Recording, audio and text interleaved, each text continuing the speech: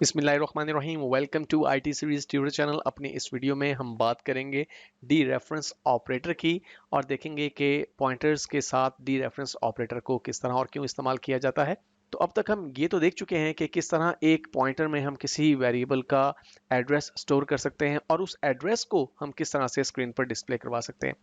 लेकिन अगर हम किसी पॉइंटर की मदद से उस मेमोरी लोकेशन पर मौजूद वैल्यू को एक्सेस करना चाहते हो, उसे यूज करना चाहते हो, उसे मैनिपुलेट करना चाहते हो, तो क्या हम ऐसा कर सकते हैं? जी हाँ, डी रेफरेंस ऑपरेटर की मदद से हम ऐसा कर सकते हैं। डी रेफरेंस ऑपरेटर, जिसे इनडायरेक्शन ऑपरेटर भी कहा जाता है, एक्चुअली ये स्टैटिक सिंबल है।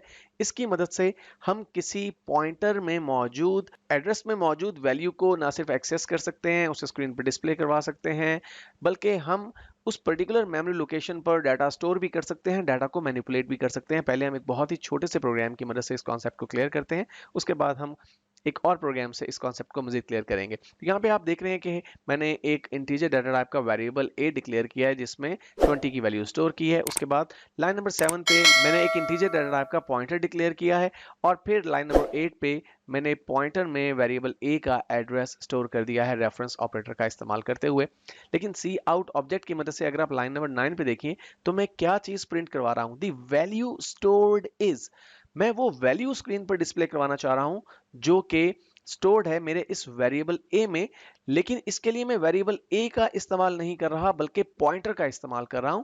हम प्रीवियसली ये देख चुके हैं कि पॉइंटर की मदद से हम एड्रेस को तो प्रिंट करवा सकते हैं स्क्रीन पर, लेकिन क्या हम वो वैल्यू भी एक्सेस कर सकते हैं जो कि पॉइंटर में मौजूद एड्रेस में मौजूद है? तो बिल्कुल हम ऐसा कर सकते हैं। और यहाँ पे देखिए, इसके लिए मैंने अपने पॉइंटर से पहले डी रेफरेंस ऑपरेटर यानी स्टैटिक सिंबल का इस्तेमाल किया। अगर मैं इस प्रोग्राम को कंपाइल और एग्जीक्यूट करूं तो आप देखेंगे कि हमारे पास स्क्रीन पर 20 की वैल्यू प्रिंट हो रही है। हालांकि मैंने पॉइंटर का यहां पर इस्तेमाल किया, लेकिन चूंकि मैंने पॉइंटर के साथ डी रेफरेंस ऑपरेटर को यूज किया, इसलिए मैंने वो वैल्यू एक्सेस कर ली जो कि उस एड्रेस पे स्टोर थी, जो कि उस पर्टिकुलर पॉइंटर में मौजूद था।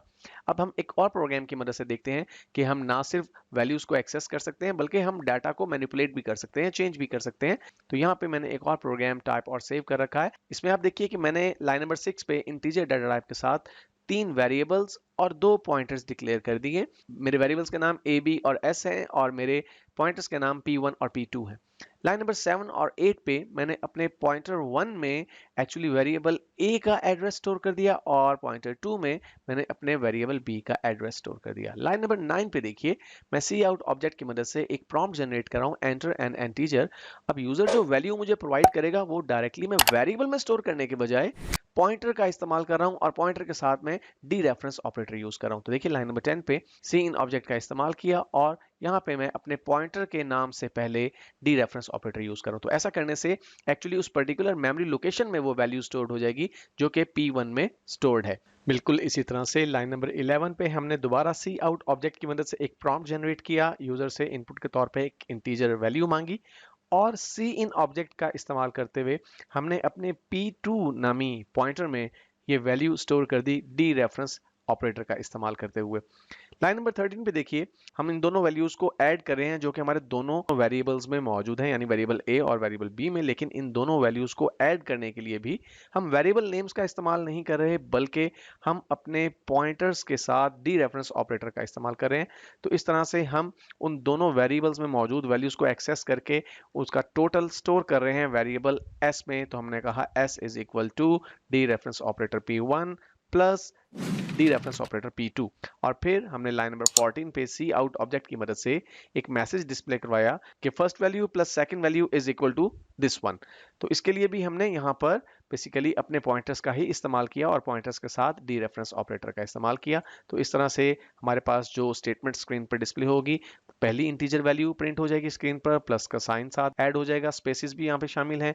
इसी तरह से दूसरी वैल्यू जो कि हमारे दूसरे वेरिएबल में मौजूद थी वो हमने दूसरे पॉइंटर के साथ डी रेफरेंस ऑपरेटर का इस्तेमाल करते हुए एक्सेस कर ली और फिर इज इक्वल टू का साइन साथ हमने स्ट्रिंग के तौर पे अटैच किया और फिर वेरिएबल एस को यहाँ स्क्रीन पर प्रिंट करवा दिया। आइए इस प्रोग्राम को कंपाइल और एग्जीक्यूट करते हैं।